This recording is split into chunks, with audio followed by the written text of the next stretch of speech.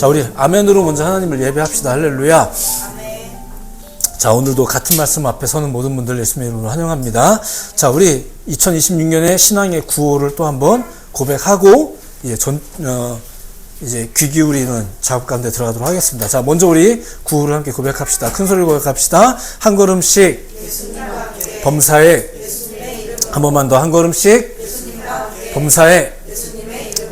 네, 그렇게 하십시오. 그렇게 하시면서 2026년을 살아내시는 여러분들 모두가 되기를 다시 한번 예수님의 이름으로 축복해 드립니다. 자, 최근 계속해서 우리의 신앙이라는 게, 예수님이 우리에게 가르쳐 주신 신앙이라는 게 일종의 무브먼트였다라는 이야기를 계속 전해드렸습니다. 그리고 이런 모습이 성경시대 당시에 하나님 신앙을 가지고 있었던 유대인들, 자, 좀 복잡한 듯 하지만 일부러 이렇게 묘사하고 있는 겁니다. 당시에 하나님의 신앙을 가지고 있는 사람들이 볼 때에는 이게 오히려 거룩한 제도를 훼손하는 것처럼 보였다는 거죠. 지난 2주간 동안은 예수님과 그 바리새인들과의 의견 충돌 장면을 소개해 드렸습니다. 먼저 바리새인들이 예수님에게 당신의 제자들은 왜 금식하지 않냐, 이제 이런 질문을 했었는데, 그들한테 금식이라는 건 굉장히 중요한 신앙의 행위였었거든요. 왜 그런 거 안 하냐, 이런 질문을 했던 내용이었고, 두 번째는 또 그들이 예수님한테 당신의 제자들이 안식일에 하지 말아야 될 것들을 마구 행한다, 이렇게 또 질문했던 내용들, 이런 내용들을 좀 다루었었습니다. 그러니까 예수님이 이에 대해서 대답을 해주셨던 것은 결과적으로 금식이나 안식일에 대해서 너희가 잘못된 인식을 가지고 있었다라는 지적과 거기에서 비롯된 너희들의 그 경직된 태도, 그건 좀 문제가 된다, 이런 이야기들을 2주간 동안 소개를 해드렸죠. 자, 근데 문제는 이런 거예요. 이렇게 예수님이 말씀을 해주셔도 유대인들이 그 말을 듣고, 아, 그랬구나, 우리가 몰랐네, 이렇게 하는 게 아니라는 거예요. 대부분 다 기분이 나빠했죠. 자, 계속해서 기분이 나빴다는 건 뭐냐면은, 이제 이게 오늘 이야기의 중요한 부분인데, 내 마음속에 무언가가 안 무너진다는 얘기예요. 그쵸? 내 마음에 무언가가 동의가 되지 않는다거나, 혹은 나는 그렇게 생각하지 않는 거예요, 아무리 앞에서 목사님이 저렇게 얘기를 해도 나는 아닌 거예요. 이게 우리 가운데 있는 거죠. 이건 어떻게 해서 확립된 마음일까요? 자, 단언하기는 어렵지만 이런 게 있다라는 걸 가지고 오늘 이야기를 좀 볼까 해요. 상당히 기분이 나빴던 것 같습니다. 결과적으로는 그것이 해소가 안 되다 보니까, 이 얘기를 3년간 듣다 보니까 그들도 마음이 상할 대로 상해서 결국은 작전을 잘 짜가지고 그 예수를 십자가에 못 박아 죽인 거죠. 자, 오늘 다루려는 이슈도 약간 비슷합니다. 심지어 이것은 유대인들 뿐만 아니라 오늘날 그리스도인들도 여전히 가지고 있는 잘못된 인식의 하나입니다. 바로 성전에 관한 겁니다. 자, 교회에 관한 거예요. 자, 이 이슈는 너무 다양해서 제가 이 짧은 시간 동안 다 말씀드릴 자신은 없지만, 성경에 나와 있는 한 사건을 통해서만 그 이야기를 좀만 보도록 할게요. 자, 당시 성전에 대한 기본적인 인식이라는 게 있었어요. 성전에 대한 인식. 유대인들이 가지고 있었던 성전에 대한 인식은 그저 예배를 드리는 장소로서의 의미 그 이상이었습니다. 성전이란 장소에 대해서 좀 각별했죠. 유대인들이 굉장히 각별한 인식을 가지고 있었어요. 자, 그렇다면 그들에게 있어서 그 이상의 의미라는 게 뭘까? 장소라는 의미의 이상의 의미라는 게 뭘까? 오늘날에도 우리가 교회라는 장소에 그런 의미를 나름대로 많이 부여한단 말이에요. 심지어 거기다가 내가 크게 헌금이라도 하면 의미가 더 커져요. 교회 앞에 있는 저 앰프를 만약에 내가 샀다 이러면은 의미가 또 달라져요. 이런 게 있단 말이에요. 교회 안에도 이런 의미들이 마구마구 교회 안에 이제 집결이 되죠. 자, 당시 유대인들에게 있었던 그 이상의 의미라는 게 뭘까? 자, 첫 번째는 일단 그들에게 있어서 성전은 하나님이 거하시는 유일한 거처였었어요. 자, 그러니까 임재의 통로 같은 곳이죠. 이러한 인식은 구약시대에서부터 이미 이어져 오던 것인데, 그들에게 있어서 성전이란 만물의 창조주이신 하나님, 그 하나님이 땅 위에 발을 딛고 계신, 그러니까 유일한 지상의 하늘인 거예요. 지상의 하늘. 하나님은 기본적으로 어디 계신 분이에요? 하늘에 계신 우리 아버지인데, 그분이 이렇게 발을 꼭 짚고 있는 곳. 그러니까 마치 대사관 같은 곳이에요. 우리나라에 있지만 사실 거기는 그 나라잖아요. 이런 거랑 비슷해요. 이 땅에 있는 하늘이에요. 그게 성전이었었어요. 자, 두 번째는 유대인들에게 있어서 성전이라는 것은 민족의 정체성과 정치 경제의 중심이었었습니다. 특히나 로마의 식민 지배를 받고 있던 중이기 때문에 제국의 그 인본주의 철학이 세상을 집어삼키고 있던 그때의 유대인들 입장에서는 우리 유대인들을 유대인답게 만들어주는 유일한 보루예요. 그게 이 성전. 또한 이 성전에는 오면 이제 헌금도 내잖아요. 세금과 또 절기가 있단 말입니다. 이런 것들을 통해서 전 세계에 흩어져 있던 유대인들을 하나로 묶는 국가적 핵심 시스템이었었던 거죠. 사실 독립된 국가는 아니면서도 교회가 그런 중요한 역할을 했다란 말입니다. 그리고 마지막, 성전이 저들에게는 자부심의 결정체였었습니다. 예수님 당시 성전은 헤롯에 의해서 이제 중축 공사를 하고 있었던 중입니다. 46년째 하고 있는 중이에요. 근데 타이밍을 보자면, 연도는 안 외워두셔도 되는데, 사실은 BC 19년, 그러니까 예수님 탄생 이전부터 이 성전이 재건되기 시작했습니다. 재건됐는데, AD 64년, 예수님 활동 이후죠. 그때 완성되기까지 이 공사가 꽤 오랫동안 진행됐어요. 거의 80년 정도가 진행됐는데, 오늘 본문에서 예수님이 활동하시던 그 당시의 그 성전의 상황은 성전의 핵심 구역 공사는 이미 다 끝났어요. 그래서 이미 예배도 진행이 됩니다. 다만 아직 외곽들, 주변 부속 건물, 뭐 아직 금치장 같은 거 좀 이런 거 좀 덜 돼가지고 아직 계속 진행하고 있는 중이에요. 근데 교회에 다니는 사람들이 기대를 막 하고 있는 거죠. 야, 이제 이 성전이 완공만 되면 세계 최고의 장엄한 건축물 중 하나가 되겠다. 이런 기대를 가지고 있는 거예요. 자, 근데 이게 굉장히 우스운 상황인 거죠. 뭐냐면은, 아시는 분도 계시겠지만, 그 화려한 성전이, 이 교회가 유대인들을 통해서 지금 지어지고 있는 게 아니라 헤롯에 의해서 지어지고 있는 거예요. 그리고 헤롯은 이 성전을 왜 짓기 시작했냐? 유대인들의 환심을 살려고 정치적인 이유로 이 성전을 짓고 있는 거죠. 그리고 자신의 권위를 과시하기 위해서 성전 확장, 증축 공사를 다시 시작한 거예요. 이걸 시작한 거예요. 그러니까 우스운 것은 당시 유대 지도자들, 유대의 종교 지도자들이, 바리새인들이 헤롯이라는 인물과 그의 정권을, 로마 정권을 좋아하진 않았거든요. 그러면서도 그들을 경멸하고 증오하면서도 그들이 지어주는 이 웅장한 건물은 이 웅장한 건물을 통해서 자신들의 종교적인 자부심과 자기의 그 대제사장이라는 직분적 자부심을 누리고 싶어 했었어요.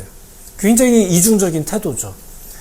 근데 헤롯도 그런 생각이었는가? 아니라고요.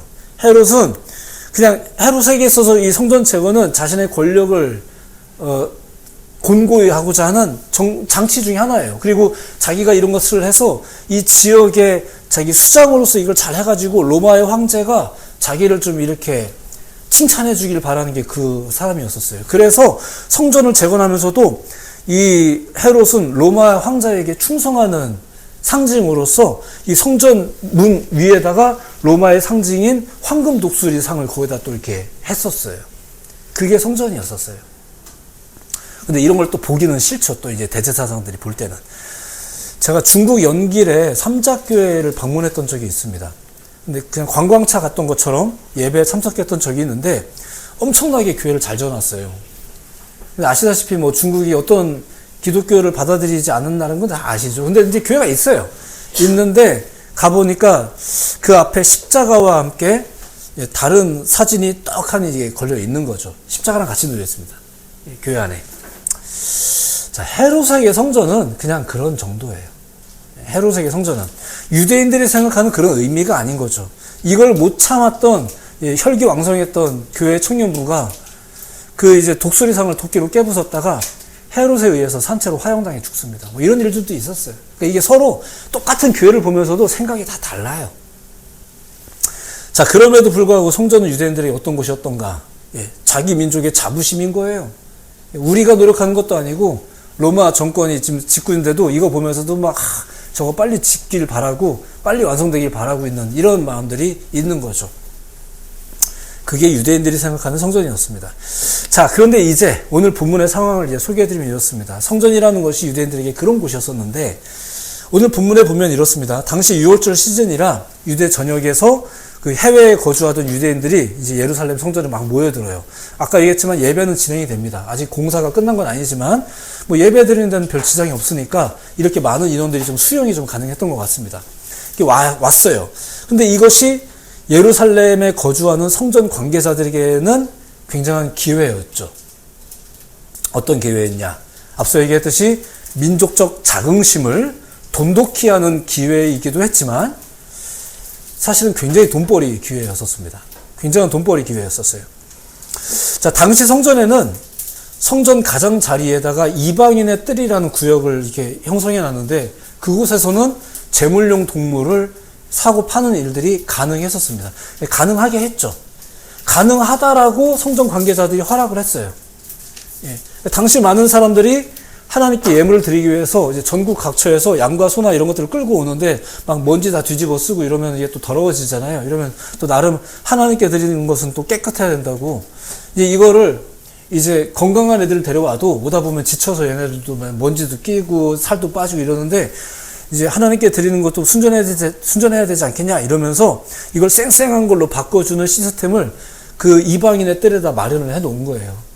좋게 말하자면 이제 하나님께 순전하게 예배 드려라 라고 이제 교회가 배려를 해 놓은 거죠.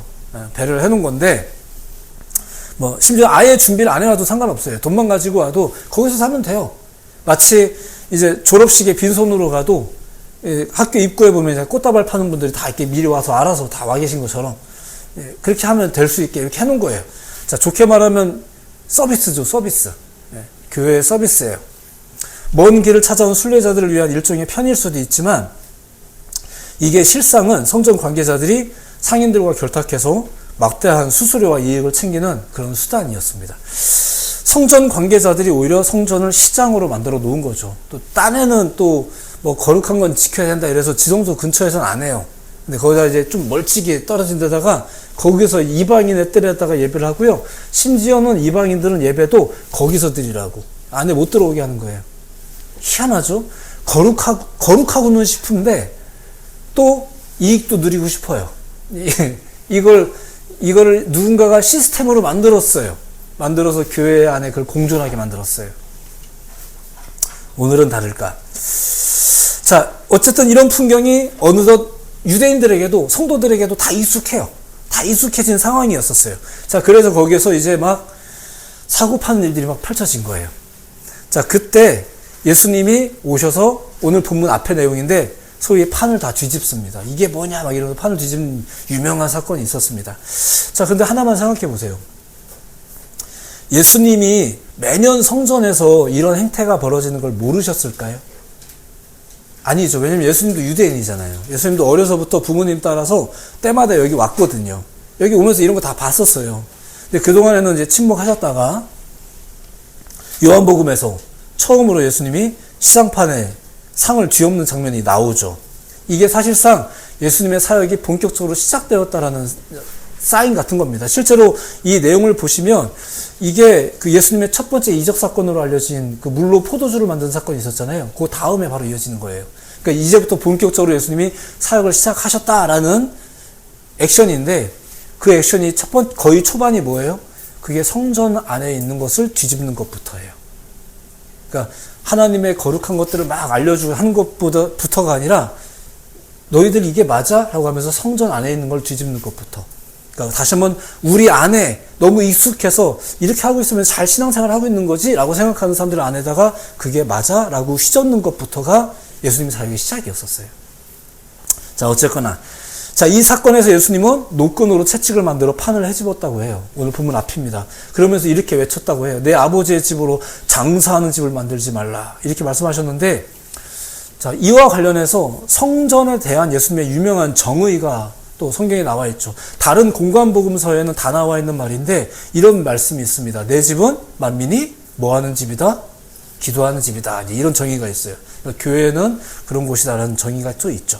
자, 어쨌든 이런 예수님의 행동이 오늘 본문 앞에 펼쳐집니다. 자, 그러자 오늘의 본문의 내용은 이제 제자들 이야기부터 시작인데 제자들이 그 장면을 보면서 갑자기 옛날 생각이 난 모양이에요. 성경에서 본 옛날 이야기를 떠올립니다. 그게 17절인데 들어보세요. 제자들이 성경 말씀에 주의 전을 사모하는 열심이 나를 삼키리라 한 것을 기억하더라. 그러니까 성경 말씀이 떠오른 거예요.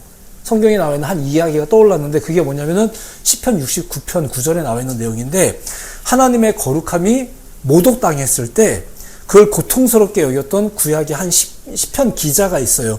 그 사람의 거룩한 열정이 있었다는 얘기죠. 그러니까 그런 거예요. 누가 교회 욕을 하면은 우리가 그냥 가만히 착하게 그냥 가만히 듣고 있는 게 아니라 야, 왜 교회를 욕하는 거야? 하면서 이렇게 분노하는 거. 이런 신앙인이 과거에 성경 기록에 있더란 말입니다. 시편에. 그걸 떠올리는 거예요. 그러면서 이렇게 생각을 하는 거죠. 야, 우리 선생님 진짜 열정 대단하시구나. 우리 선생님의 열정은 어떻게 여기서 이렇게 다 정말 대단하신 분이야. 이렇게 하는 거예요. 그러니까 제자들은 지금 예수님이 성전에 대해서 지적하는 그 성전의 실상을 보는 게 아니라 예수님의 열정만 보는 거예요. 제자들이. 자, 그리고 이어지는 구절은 유대인들의 이야기인데 유대인들이 반발하는 내용인데 자, 유대인들은 어떻게 반발했냐? 18절. 네가 이런 일을 행하니 무슨 표적을 우리에게 보이겠느냐? 이렇게 말해요. 네가 이런 일을 행하니 그러니까 막 판 뒤엎는 거 이런 일을 행하니 무슨 표적을 우리에게 보이겠느냐? 이게 무슨 말이냐면은 그들도 역시나 예수님이 지적하는 성전의 실상이 있잖아요. 지금 성전의 실상. 이러면 안 된다라는 실상. 그걸 보는 게 아니라 무슨 권한으로 이렇게 하는 거야? 이걸 보는 거예요.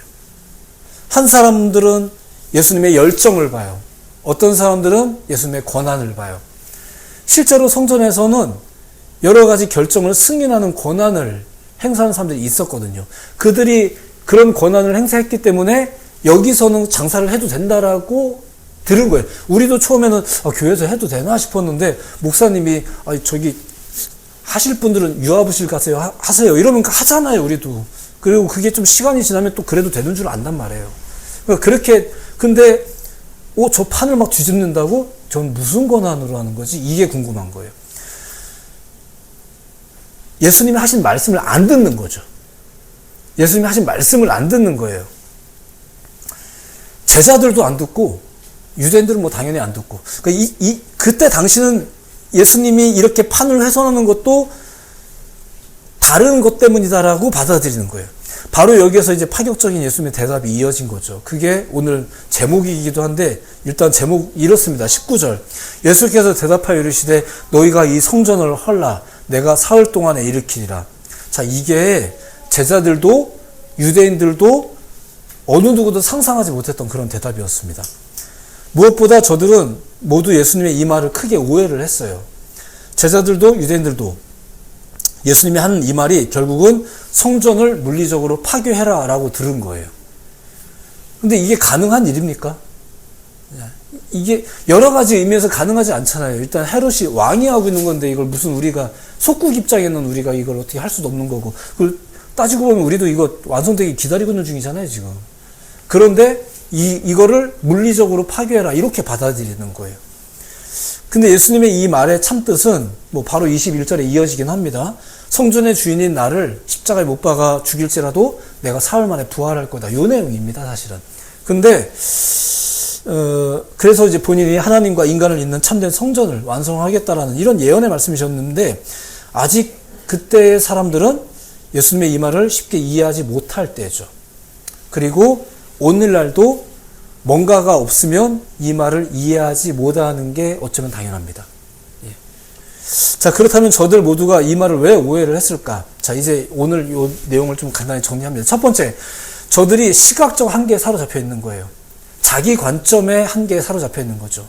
오늘날에도 자기 관점의 한계에 사로잡혀 있는 사람들은 하나님의 말씀이 안 들어와요. 그 설령 들어와도 고개를 갸우뚱하면서 머뭇거리는 거죠. 동의를 못하는 거예요. 공감을 할 수가 없어요.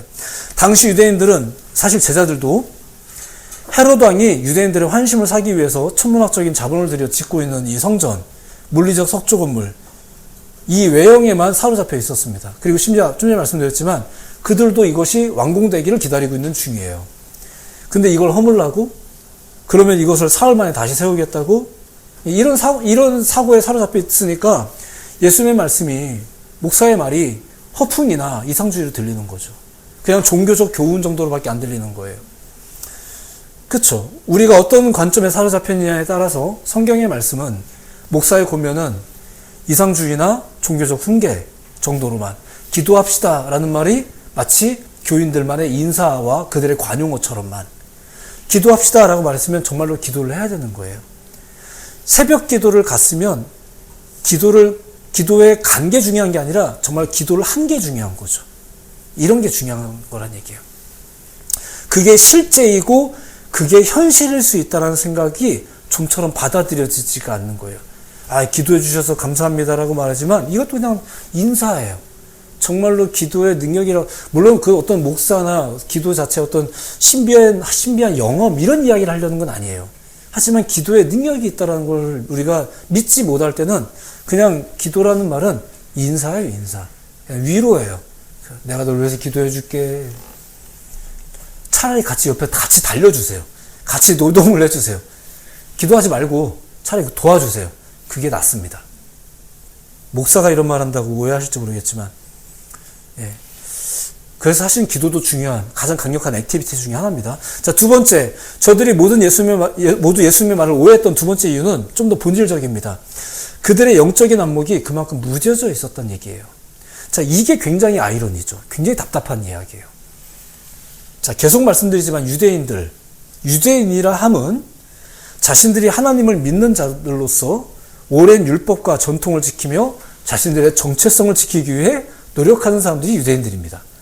그러니까 얼마나 노력을 많이 했겠어요. 때마다 모이고 때마다 거룩한 책을 낭독하고 때마다 기도와 구제를 행하면서 우리는 세상과 다르다. 이렇게 말하면서 우리들의 자긍심과 정체성을 말하는 게 유대인들 아닙니까?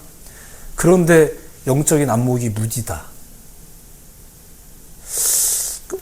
근데 조심스럽지만 오늘날 우리도 비슷하죠. 매주 예배를 하긴 해요. 나름 성경도 봐요. 근데 이상하게 영성은 무뎌져요. 왜일까? 자, 반대로 이런 경우가 있습니다. 제가 좋아하는 방식 중에 하나인데, 성전이라는 완벽한 종교적 울타리나 시스템 안에서는, 그리고 여러 교회 안에 이제 무슨 제자 대학 이런 온갖 이런 장치들을 습득하고 애를 쓰면서도 영적인 감각은 점점 무뎌져만 가는데, 아무것도 없고 때로는 고통스러운 광야나 숨 헐떡거리면서 오른 산 꼭대기에 올랐을 때 거기서 느끼는 하나님의 음성과 경외감, 이런 것들이 더 또렷하게 다가올 때, 사실 이거는 성경 전체에서 나타나는 역설이기도 합니다. 안정적인 익숙함은 오히려 마비를 가져오는데, 막연함은 영적인 예민함을 자극하는 것. 어려움이 왔을 때, 목사님 생전 연락 안 하다가 오랜만에 연락드려서 죄송한데 기도를 부탁드립니다 하면 연락하는 것. 저는 그래서 아픈 게 다행이라고 생각하지는 않지만 기도가 소통되는 건 참 다행이라고 생각합니다. 예배와 묵상의 실천이 우리 몸에 배일 정도가 되는 것, 그러니까 일종의 종교적 루틴을 가지는 거죠. 매주 우리가 당연스럽게 주일날에 교회 가는 거, 이런 거 저는 굉장히 중요하다고 생각합니다. 이런 것이 루틴이 되는 건 굉장히 중요하다고 생각하지만, 예수님께서 우리에게 주신 신앙을 잘 보면 그 루틴을 훨씬 뛰어넘어요. 훨씬 뛰어넘는 생명력과 관용과 용서가 있죠. 너 그러면 안 돼! 라고 단호하게 말할 수 있지만, 때로는 그 험한 죄를 지은 사람을 향해서도 주님은 너를 사랑하셔 라고 말할 수 있는, 그거는 어떤 기준일까요? 이제 이런 거죠. 광야라고 있습니다. 최근에 어떤 영화를 참 재밌게 보고 나서도 광야라는 이슈가 또 다시 한번 이렇게 있는, 또 교인들에게는 이 광야라는 단어가 굉장히 중요한 이슈입니다. 광야가 히브리어로 미드바르라고 합니다. 미드바르. 광야인데, 근데 이 미드바르의 어원이 뭐냐면 다바르라는 히브리어예요. 다바르가 무슨 말인지 아세요? 말씀하시다라는 뜻입니다. 그리고 지성소라는 말도 이 다바르라는 말에서 나온 어원이에요. 하나님의 말씀이 있는 곳. 자, 그러니까 광야가 뭐냐면은 물리적으로는 아무것도 없는 황무지인 게 맞습니다. 근데 영적으로는 하나님의 말씀이 잘 들려지는 곳, 하나님의 말씀이 있는 곳, 하나님의 말씀이 가장 명확하게 들리는 장소가 광야예요. 그래서 고대인들이 애초에 광야를 그렇게 인식을 해서 미드바르라고 하는 거예요. 신의 음성이 있는 곳, 인간의 소리가 줄어들자, 인간의 시선에 들어오는 것들이 줄어들자 오히려 신의 음성이 비로소 또렷하게 들리는 장소. 그래서 그들은 광야를 미드바르라고 부른 거예요. 다바르라는 말과 같은 어원을 가진 곳. 언젠가 얘기했죠. 이 목, 영어로 넥이라고 하죠. 이게 히브리어로 네페쉬라고 하는데, 그 히브리인 고대인들은 이 목을 네페쉬라고 부르면서 또 다른 말도 네페쉬라고 불렀어요. 그게 뭔지 아세요? 그게 영혼이에요. 영혼을 네페쉬라고 불렀어요. 그들에게 있어서 영혼이라는 것은 무엇과 무엇을 연결해 주는 거라고 생각을 했기 때문에, 귀찮은데 뭐 다른 말 써. 그냥 같은 말로 써. 그래서 그냥 네페쉬 이렇게 한 거예요. 마치 하와이에 있는 사람들이 사랑한다는 말도 아침 인사도 그냥 알로하 이렇게 하는 것처럼 그냥 같은 말로 써버려. 이렇게 같은 의미로 생각하면서. 그게 네페쉬였던 거예요. 미드바르. 광야가 뭔지 아세요? 고생스러운 장소. 이 광야에서 나를 건져내 주소서예요? 아닐걸요? 오히려 하나님은 여러분들 거기로 집어 던질걸요? 왜냐하면 여러분들과 더 깊은 교제를 원하신다면, 여러분들을 괴롭히기 위해서가 아니라 그곳이 미드바르이기 때문에, 그곳이 다른 시선과 다른 귀에 들려오는 소리가 급격히 떨어지는 장소이기 때문에, 오히려 신의 음성이 있는 곳이기 때문에 여러분들을 때로 괴롭히려는 게 아니라 더 나와 함께 깊은 교제를 나누기 위해서 우리에게 광야로. 그래서 적극적으로 하나님의 말씀을 사모하는 사람들은 여러 가지 의미의 광야를 심지어 추구도 하는 거예요. 개인적인 얘기지만 제가 접경이라는 장소를 굉장히 좋아합니다. 접경이라는 장소, 그런 정서를 되게 좋아해요. 청년도 저는 접경의 시기라고 생각을 해요. 애도 아니고 어른도 아니잖아요. 한편으로는 애인 것 같기도 하고 어른인 것 같기도 하고, 이제 애매한 장소라고 생각해요. 제가 북쪽에 무슨 가족이 있는 것도 아닌데 가끔씩 북한에 인접한 그런 데서 통일전망대 자꾸 이런 데 찾아가는 것도 그것 때문입니다. 우선은 제가 하나님의 말씀을 사모하기 때문이고요. 무엇보다 그곳에 가면 뭔가 이렇게 안테나가 좀 더 잘 작동하는 듯한 느낌이 들어서 그래요. 저는 그렇습니다. 사람마다 다르겠죠. 평생 성경을 가까이 두고 율법을 실천하면서도 정작 진리에 대해서는 뭔가 이렇게 무디어 있는 유대인들. 어쩌면 그게 오늘날 너무 쉽게 예배와 말씀에 노출되어 있으면서도 일상에서는 경외심을 잃어가고 있고 하나님을 잃어가고 있는 우리 자신을 돌아보게 만드는 그 매서운 거울과도 같지 않을까. 그들의 모습이 우리가 눈으로 바라보는 것에서 벗어나지 못하는 신앙이라면 어쩌면 우리가 차라리 광야의 마음을 추구하는 것이 더 영적 감각을 깨우는데 필요하지 않겠나, 이런 생각을 해봅니다. 우리가 기도할 때 가끔 잔잔한 음악을 틀어놓습니다. 이제 BGM이 기도하기에 좋은 분위기를 연출한다고 우리가 생각하는 거죠. 일종의 서비스입니다. 우리는 암묵적이지만 이런 서비스가 많을수록 하나님의 응답이 용이하고 또 하나님의 음성을 더 잘 들을 수 있을 거라고 생각을 합니다. 아닌 게 아니라 그래서 교회도 그런 서비스를 성도들에게 많이 제공하려고 노력을 하는 겁니다. 좋은 음악, 좋은 분위기, 좋은 향기, 좋은 의자, 좋은 프로그램. 그래서 많은 분들이 이런 인프라를 잘 구축한 대형교회를 많이 찾는 것 같습니다. 성도들을 위한다라는 점에서는 뭐 이런 교회 준비, 배려 뭐 다 좋습니다. 다만 오늘 본문에서 우리가 주목하는 것은 예수님의 외침이죠. 첫째, 성전은 그런 곳이 아니다. 둘째, 그래서 성전은 별로 중요하지 않다. 사실 아주 오래전부터 하나님의 생각도 그랬습니다. 성전이라는 곳이 그래서 그게 중요한 건 아니다. 이 이야기는 이미 솔로몬이 성전을 완공할 때부터 있었습니다.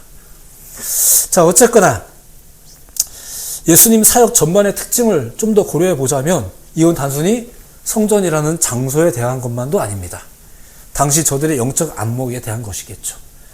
우리는 예수님 말을 들으면서도 와, 저 열정 대단하다 이런 것만 듣고 있다면 이건 뭔가 좀 예수님 말씀 잘못 듣고 있는 거죠. 또 저건 권한의 문제? 자, 오늘의 말씀을 정리하면 이렇습니다. 자, 오늘의 말씀은 제가 제목을 이 성전을 헐라라고 했지만 정확히는 성전 건물을 헐라는 것이기보다는 헛된 것에 사로잡힌 우리의 안목, 우리의 시선, 그리고 더 나아가 우리의 고집, 이것을 헐라는 말인 것입니다. 실제로도 그래서 교회 안에서는 직접적으로 이렇게 말하기도 합니다. 여러분들 자존심을 내려놓으세요. 기득권을 포기하세요. 하나님께 순종하세요. 근데 이런 말들이 좀 전에 제가 이렇게 단 3마디 했지만 이제 하나하나가 좀 다 거슬려지는 시대가 되다 보니까 이제 이런 말들을 지금 잘 안 하기 시작했는데, 근데 오늘 분명히 성경에서는 예수님이 저들의 지극히 큰 자존심, 성전에 대해서 이렇게 선포했습니다. 이 성전을 헐라. 그리고 이 말도 잘 보십시오. 너희가 이 성전을 헐라. 내가 사흘 동안에 일으키리라. 그러니까 너희가 헐라. 그러니까 여러분이 허물어야 되는 거예요. 이건 아무리 앞에서 누가 권면을 한다고 경우에 따라서 그분이 여러분들을 막 멱살 잡고 데려간다고 그게 헐어지는 게 아닙니다. 여러분들이 허는 거예요. 그게 여러분들의 과제이기도 한 거예요. 나의 자존심, 생각해보세요. 여러분들도 그렇잖아요. 나의 자존심은 남이 꺾으면 자존심 더 상하잖아요. 내가 하나님 그렇습니다. 나는 부족합니다. 나는 죄인입니다. 나는 주님의 도움이 아니면 안 됩니다. 이런 것들이 잘 보시면 내려놓음의 언어예요. 내가 이 성전을 허물어야 돼요. 그렇지 않으면 그렇죠. 무뎌지죠. 그리고 그렇게 허물었을 때 비로소 어떻게 됩니까? 주님이 일으키시는 거예요. 우리의 삶도, 건강도, 우리의 산업도, 우리의 관계도. 유대인들은 심지어 예수님의 제자들도 처음에는 오직 육신과 물질적인 안목으로만 이 성전을 해석하려고 한 거죠. 근데 그들이 성전만 그렇게 해석했겠습니까? 그러니까 그거에서 못 벗어나는 거예요. 근데 그들이 이렇게 못 벗어나던 생활이 계속되다가 결국은 언제 허물어졌어요? 그게 성령이 있을 때. 예수님의 부활 사건과 성령이 있을 때 비로소 허물어지는 거예요. 지금이라고 달라졌을까요? 지금은 뭐 성령 없어도 허물어져요? 지금은 뭐 누가 잘 설명해주면 허물어져요? 아니죠. 그건 여러분들이 동의한 거죠. 그건 여러분들이 그냥 동의만 한 거예요. 내가 동의하는 교회를 내가 취사 선택한 것 뿐이에요. 예, 그렇진 않습니다.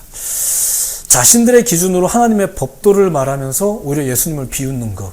그게 당시의 유대인들이었습니다. 오늘날은 어떨까? 우리도 혹시 오늘날 하나님의 말씀을 그저 종교적 교훈 정도로만 여기는 건 아닐까?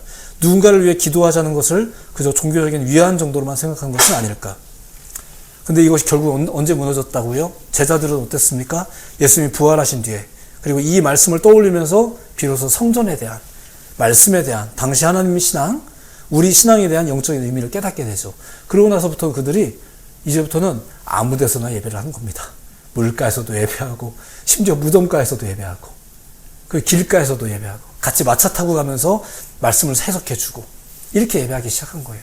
그게 우리가 알고 있는 초대교회 성도들의 모습이에요. 예수님의 부활을 보고 성령의 관점을 알고 나서부터 비로소 인간의 상식이나 눈앞의 수치로 진리를 측정할 수 없다는 것. 교회가 이 정도만 되나? 이런 식의 말을 할 필요도 없다는 것을 그때 돼서 비로소 깨닫는 거예요. 그래서 우리가 보아야 할 것은 웅장한 성전도, 웅장한 성공도, 웅장한 안심도 아닌 부활하신 예수님이어야 되는 겁니다. 그리고 약속하신 성령을 받아야 되는 거죠. 그리고 이런 영적 감각을 깨우기 위해서는 오히려 작은 교회가 나아요. 그래서 오히려 광야가 낫습니다. 오히려 도움이 돼요. 우리의 삶에 위기나 어려움이 없으면 좋겠지만 오히려 그러한 때가 닥쳤을 때에는 여러분들의 마음과 생각을 하나님 앞에 세워두기에 오히려 용이합니다. 그리고 그것은 사실상 여러분들의 삶의 해결과 위로와도 크게 연결이 되어 있어요. 그래서 주님을 찾는 거예요. 어려움을 자신이 알아서 다 극복하고 그리고 나서 홀가분해졌을 때 이제 바쁜 거 끝났으니까 목사님 이제 교회 갈게요 해서 예배하는 게 신앙이 아닙니다. 수고하고 무거운 짐진 자들아 다 내게로 오라 내가 너희를 쉬게 하리라. 수고로울 때 주님께 오는 게 신앙입니다. 그러니까 열심히 여러분들 고단한 거를 몰라서 제가 이렇게 막 몰아붙이는 거 아니니까 행위 오해는 없길 바랍니다. 너무 마음 상해하지 마세요. 근데 수고로울 때 주님께 올 수 있는 신앙, 그럴 수 있는 교회면 충분한 거고요. 그럴 수 있는 우리의 마음이면 그게 곧 예배자의 마음인 것입니다. 그러면 누구든지 그런 이들을 만나 주시는 분이 예수님이신 거고요. 그걸 믿으면서 우리가 주일에 이 짧은 시간 동안에 와서 예배하는 게 그게 우리의 예배인 것입니다. 이번 한 주도 우리가 그런 믿음으로 또 교회 바깥에 나가시는 거잖아요. 나가서 열심히 하세요. 열심히 사시고 다만 계속해서 예수님을 주목하시고 예수님을 찾으시는 여러분들의 신앙이 되시기를 권면해 드리고 싶습니다. 어려움이 있을 때 오히려 더 예수님의 말씀도 주목도 해보시고 힘들지만 데일리 하가도 또 펼쳐보시고 예수님의 이름으로 기도도 해보시고 비록 광야 같은 삶일지라도 오히려 광야 같은 삶이다 싶으면 더 미드바르 말씀이 있는 곳이잖아요. 거기서는 조금만 있어도 그 말씀이 잘 들려요. 근데 교회 안에서는 말씀이 잘 안 들린단 말이에요. 왜냐하면 들려오는 말만 들어야 되다 보니까 내 안에서 들리는 이 시끄러운 내 안에 있는 자존심의 외침 때문에 앞에서 선포되는 이 말도 잘 안 들려요. 근데 바깥에서는 오히려 우리가 그게 잘 들린단 말입니다. 고단할 때 더 잘 들리고 아플 때 잘 들리고 그렇게 되죠. 여러분들의 영혼이 더욱더 풍성해졌으면 좋겠습니다. 하나님을 향해서 민감하게 반응하는 이번 한 주에 여러분들의 영혼이 되기를 예수님의 이름으로 축복해 드립니다. 무뎌져서 살지 마시고요. 영적인 나병이 육신의 나병보다 훨씬 무섭습니다. 기도하겠습니다.